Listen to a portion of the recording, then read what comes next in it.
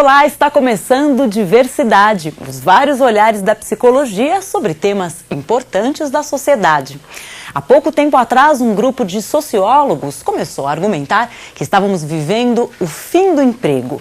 A verdade é que, ao invés de terminar, o mundo do trabalho sofreu transformações. E hoje se exige que o profissional tenha outro tipo de postura, tanto para conseguir um novo, quanto para manter o seu emprego. As novas e cruéis exigências dessa etapa do capitalismo trouxeram, como não poderia deixar de ser, um outro tipo de sofrimento profissional. A psicologia, assim como várias outras áreas, abriram seus olhos para essa questão. E é sobre isso que o Diversidade de hoje vai falar.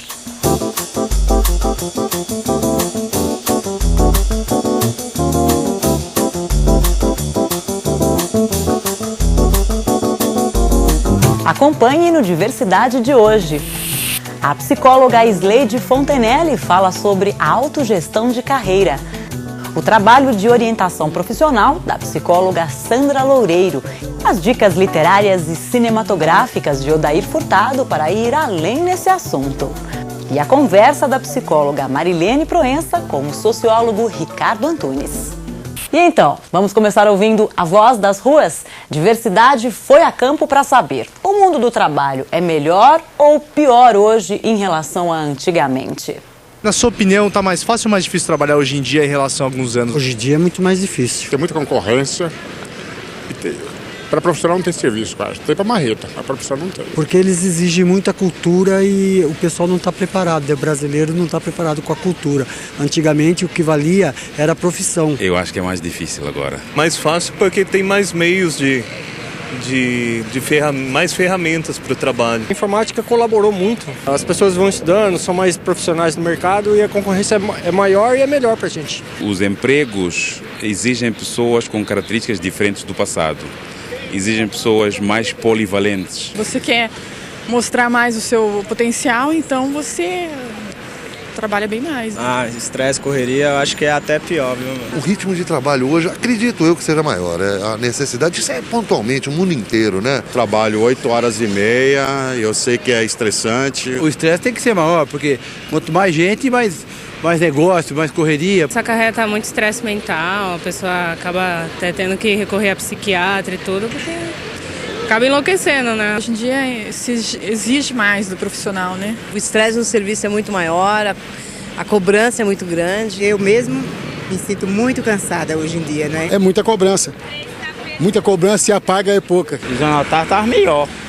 Hoje em dia você trabalha, mas não ganha dinheiro. A competitividade é maior, então as pessoas se estressam mais com medo de perder o emprego. O trabalhador tem que estar preparado para essa situação e fazer mais, por exemplo, atividade lúdica, não é?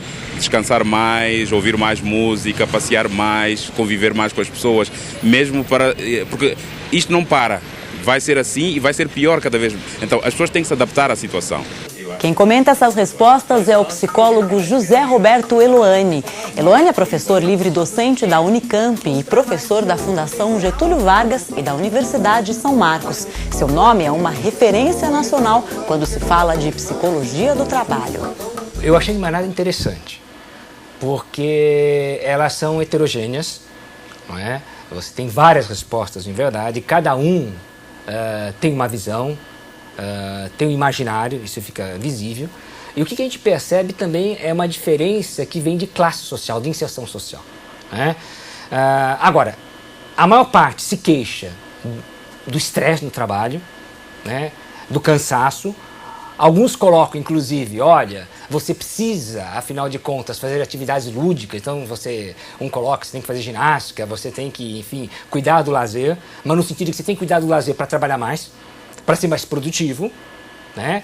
E embora todos se queixem, praticamente todos assumem uma culpa que não tem, que em verdade não tem, né? Porque que nós temos no mundo atual, você percebe, eles falam, olha, antigamente era assim, hoje é assado, hoje precisa mais de cultura, hoje a informática ajuda, mas falta cultura para o brasileiro. Então é interessante que existe sempre uma contradição. Antigamente era assim, hoje é assado, hoje se exige mais. Coloca, inclusive, o trabalhador polivalente, quer dizer, tem que fazer várias coisas ao mesmo tempo, saber fazer várias funções, é o homem dos 7 instrumentos, mas nunca se diz, afinal de contas, quem prepara essa pessoa? para ser polivalente? Quem prepara essa pessoa para ter mais cultura? Quem prepara essa pessoa para que ele não seja tão estressado? A impressão que a gente tem, o denominador comum, é que, afinal de contas, o sujeito tem que se virar. Ele é responsável pelo seu sucesso ou pelo seu sucesso. E aí não há de se espantar muito. Por quê? Porque a ideologia oficial é exatamente essa. Né? Afinal de contas, se você tiver sucesso, ok, parabéns. Se você não tem sucesso, é porque você não se esforçou para tanto. Esse projeto de trabalhador polivalente, multifuncional, estressado, que precisa ter cultura, que precisa qualificar-se a todo momento, que precisa ser competente, que tem que cuidar da empregabilidade. Que empregabilidade, afinal de contas? É a capacidade que você tem de se vender, de ser empregável. Quando você perde a empregabilidade, você se tornou menos empregável. É como se você tivesse um termômetro que diz: você é mais empregável, então você é mais competente, você se esforçou mais. Parabéns. Quando você tem menos empregabilidade, você é menos competente, você se esforçou menos. Você ficou tomando cerveja, então não venha reclamar. Veja bem que essa ideia é perfeitamente coerente com uma sociedade instituída de direitos, na qual você só tem o quê? Deveres. Você é responsável por sua própria carreira. Em época de privatizações e terceirizações, as empresas também arrumaram um jeito de se desincumbir de uma responsabilidade. Agora, cada um é responsável por sua própria trajetória profissional. Mas como isso repercute na vida do trabalhador e em sua subjetividade? É sobre isso que fala a psicóloga Isleide Fontenelle. Isleide é professora assistente da Fundação Getúlio Vargas de São Paulo em cursos de graduação e pós-graduação. Sua pesquisa está relacionada às transformações sociais e impactos subjetivos, com foco especial para questões voltadas à cultura de consumo e fenômenos comportamentais do capitalismo contemporâneo. É autora do livro O Nome da Marca, McDonald's, Fetichismo e Cultura Descartável, indicado ao Prêmio Jabuti em 2003. Eu queria refletir um pouquinho com vocês sobre o novo modelo de autogestão de carreira. O que é que vem a ser uma autogestão de carreira? A autogestão de carreira, de fato, é uma resposta a isso que está se chamando de novas configurações do mundo do trabalho. Vem como resultado de formas flexíveis de trabalho, de novas formas mais fluidas, de forma de trabalhar, em que a empresa não pode mais garantir, não pode mais dar ao trabalhador, né, ao seu empregado, a garantia do seu trabalho. Só para a gente lembrar um pouco aqui, carreira significava no seu sentido original uma estrada para carruagem. E foi assimilada pelas empresas, pelas organizações, para significar uma estrada que você poderia seguir ao longo da vida, uma estrada profissional. Então a carreira estava muito ligada ao seu lugar numa empresa, à sua ascensão. E a ascensão na carreira significaria ascensão social, mobilidade social. Então como é que isso acontece hoje? Hoje, cada vez mais, quando as empresas dizem que não podem dar mais uma garantia de trabalho, cabe a você, trabalhador, ser responsável pela gestão da sua carreira. É por isso que surge então o termo empregabilidade. Você precisa se tornar empregável. Você precisa então se tornar responsável pelo sucesso ou pelo fracasso da sua vida profissional. Cabe apenas a você assumir esses riscos. Então começa cada vez mais, eu fiz recentemente uma pesquisa sobre justamente onde as próprias escolas de administração hoje vêm ensinando aos seus alunos já formados, cursos de especialização, como é que eles devem organizar, administrar a sua carreira. Serem profissionais, que nós chamamos, e não é por acaso que essa palavra já se tornou padrão no mundo, na mídia de negócios, você, sociedade anônima. Você é empresa de você mesmo, você tem que se vender. Você tem que moldar e lapidar uma imagem de profissional, você tem que se vender como capital, não mais trocar apenas a sua força de trabalho por um salário, mas estar sempre empregável como capital, dentro dessa nova lógica. E isso, dentro de um quadro, de uma análise dos resultados psicológicos disso, nós temos de um lado um discurso cuja autonomia dessa carreira promove o que eles chamam de sucesso psicológico. Quer dizer, se você tem autonomia para administrar sua carreira, você vai ter, por outro lado, o sucesso psicológico advindo de uma carreira bem administrada. E o que fica um pouco menos discutido é justamente também o tipo de resultados, de males também que esse tipo de responsabilização única e exclusiva do sujeito por algo que ele não controla inteiramente, acaba gerando como novas formas de patologias como pânicos, ansiedades, mal-estares contemporâneos que a psicologia deve estar mais atenta para ter que cuidar, lidar com isso. Então, a minha opinião nesse sentido, né, se pode falar assim, a minha pergunta, o meu questionamento à própria psicologia é de que maneira ou até que ponto a psicologia hoje está preparada para dar conta desses novos desafios no mundo do trabalho, como tendo que lidar com esse profissional que acaba incorporando, né? Na pesquisa que eu fiz eu percebo muito isso, os próprios profissionais incorporam essa responsabilização e dizem, se de fato eu fracassar, a culpa é minha, a responsabilidade é minha, e isso de fato acaba gerando, né, nesses profissionais formas de ansiedade, de pânicos, às vezes inéditas, e eles muitas vezes não conseguem se sair um pouco, né, sair um pouco fora dessa questão de que não, essa responsabilidade, esse controle total, não cabe só a ele não é capaz de controlar tudo, né? E por trás disso, se a gente pode fazer uma análise mais sociológica do fenômeno, está uma questão de uma passagem de responsabilização do Estado para as empresas e dessas para os sujeitos. Quer dizer, acaba como, no final das contas, cabe só ao sujeito ter que pagar a conta por essa mudança. Olá, amigos. Um programa que versa sobre o trabalho fala de um assunto muito importante, né? O trabalho é fundante da própria condição humana. Não o trabalho como ele se apresenta, como emprego, como o trabalho que nos faz sofrer, mas o trabalho como trabalho criativo. Ricardo Antunes, que participa desse programa, escreve Adeus ao Trabalho, um livro que é um livro, vamos chamar assim, de introdutório, mas muito importante esse livro, e se você tiver interesse, seguir lendo os livros do Ricardo Antunes. São hoje certamente um dos pesquisadores mais importantes na sociologia do trabalho. José Roberto Eluani e Margarida Barreto escrevem sobre o assédio moral. É muito importante que pessoas que trabalhem em empresas, em corporações, leiam esse livro para saber sobre os aspectos subjetivos do sofrimento na situação do trabalho. Literatura, Rony Walter Jatobá faz crônicas sobre o trabalho, sobre o cotidiano do trabalhador. É bem interessante, vale a pena conferir. Sobre filmes, eles não usam black tie, é um clássico, né, do teatro brasileiro, escrito por Jean Francesco Guarnieri, que inclusive trabalha no filme do Léo Hirschman. E também os filmes italianos da Lina Wertmüller, o Mimi, o Metalúrgico, e do Hélio Petri, A Classe Operária Vai ao Paraíso. Já são filmes mais antigos, mas eles são clássicos.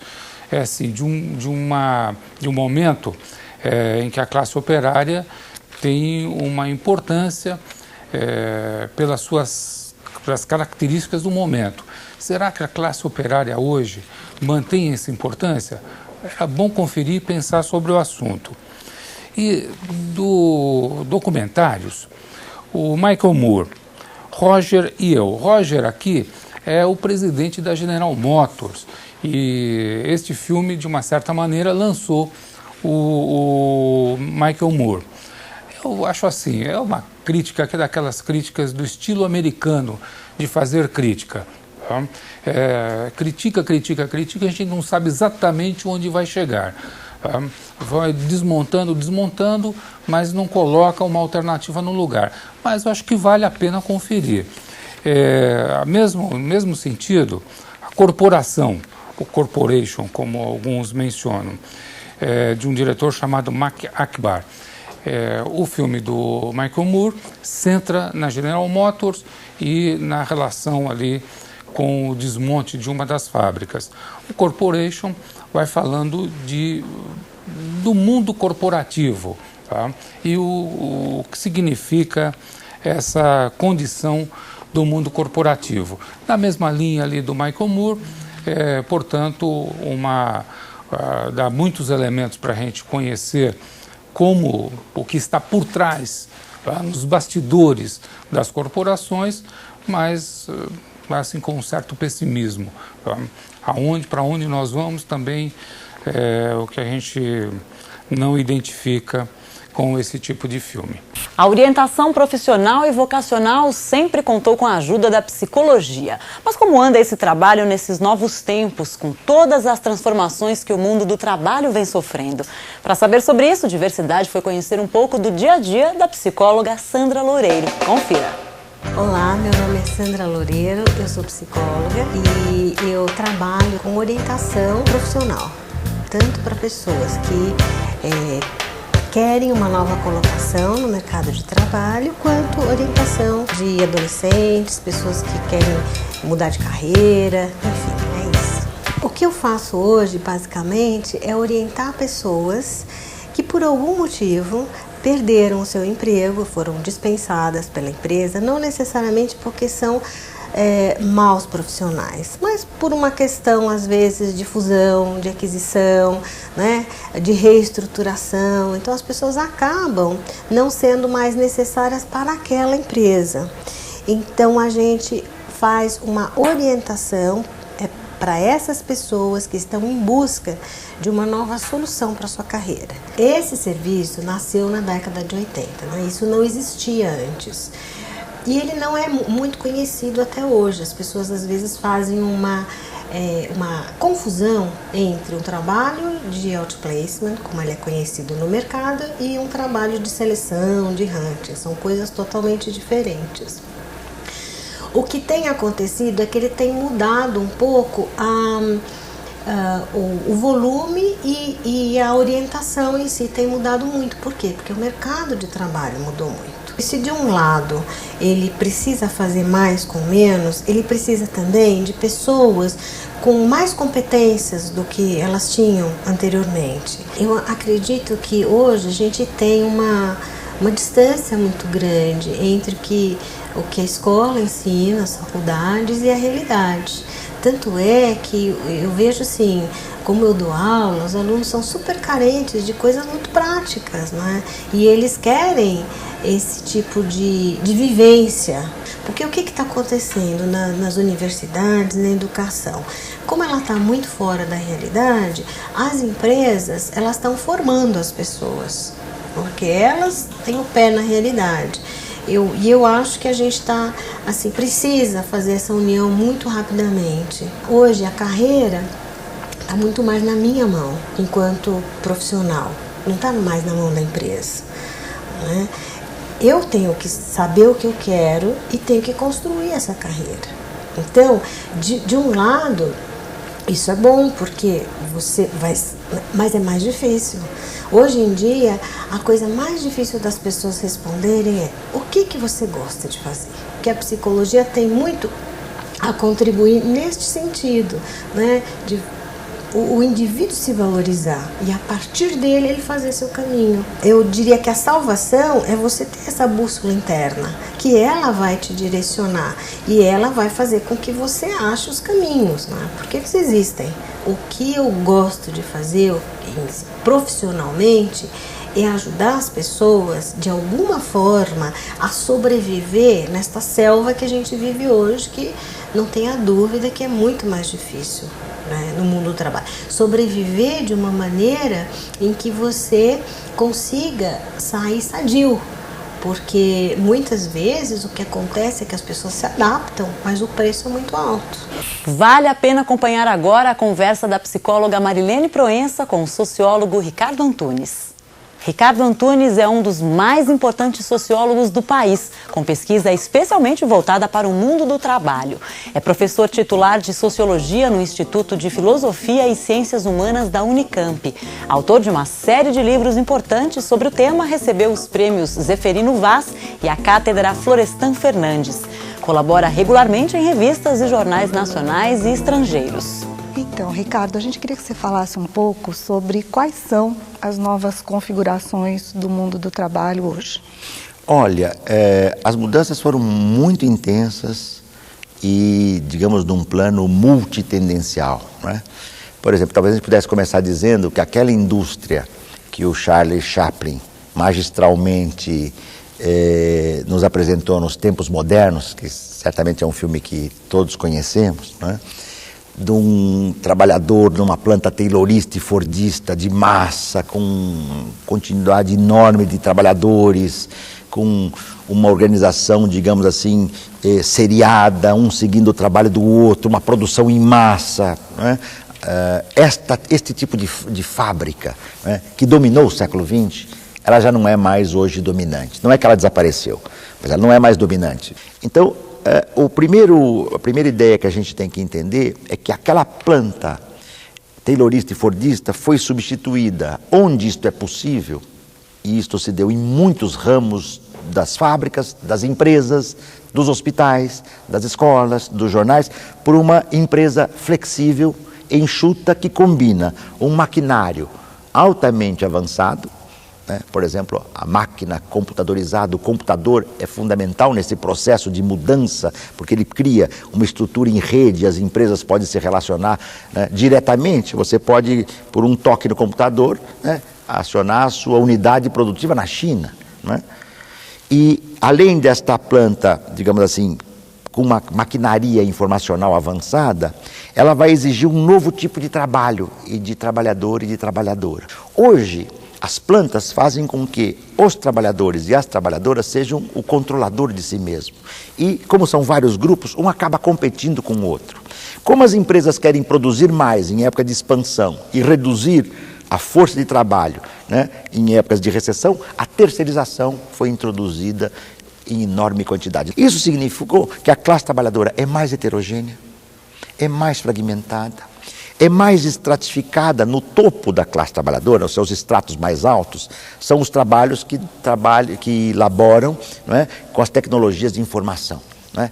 Então, dispõe de um, digamos assim, de um capital técnico, de uma formação, de uma, aspas, qualificação que permite atuar, não é? Por exemplo, em empresas de pesquisa, unidades de pesquisa dentro da empresa, não é? Unidades de informação, não é? Ao passo que nos estratos médios e baixos do mundo do trabalho, você vai avançando por camadas, né, um processo que eu venho chamando de precarização estrutural do trabalho. E é uma precarização estrutural porque a força sobrante é enorme de trabalho e as empresas não têm como incorporar. Hoje você não sabe se vai estar trabalhando amanhã. A sua empresa pode ser fechada e transferida para a China, ou para a Índia, ou para um país da Ásia, ou para a América Latina, não é?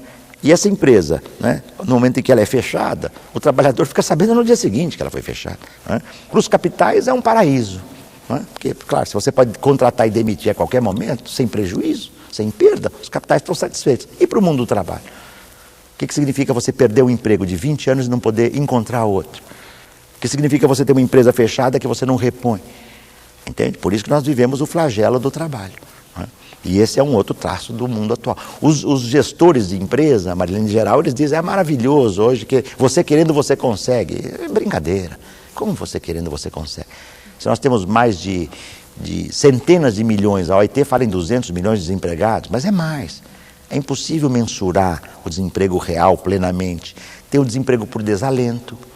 O que é o desemprego por desalento? O trabalhador ou a trabalhadora que já se cansaram de procurar emprego porque não conseguem e desistiram. Eles não são considerados desempregados porque eles não procuram mais emprego.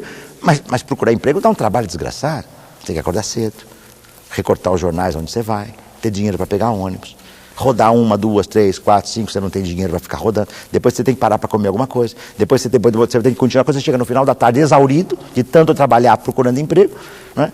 E você não tem dinheiro para fazer isso no dia seguinte, entende? É um pouco esse o cenário que as minhas pesquisas têm mostrado que vem afetando. Isso tem repercussão, né, na área de vocês, na psicologia social, intensamente. Quer dizer, o estressamento das pessoas, o adoecimento mental.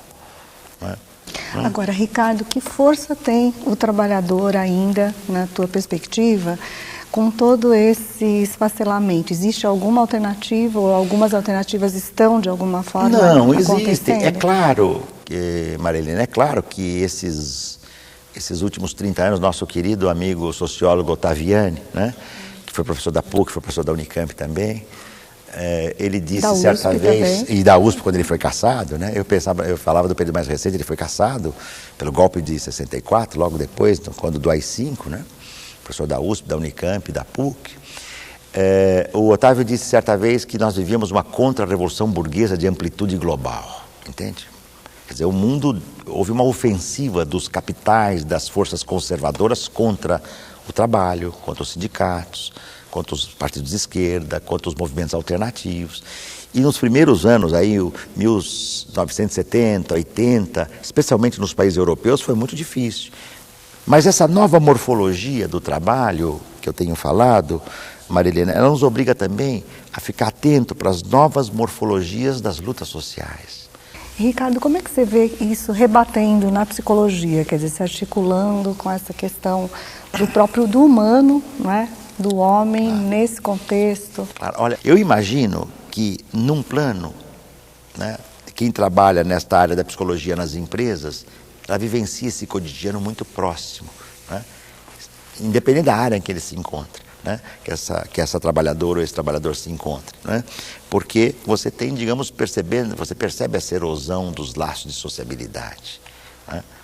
Por outro lado, no setor de RH, é o difícil ou a quase impossível, digamos assim, tarefa de tentar, né, unir pontos que são contraditórios.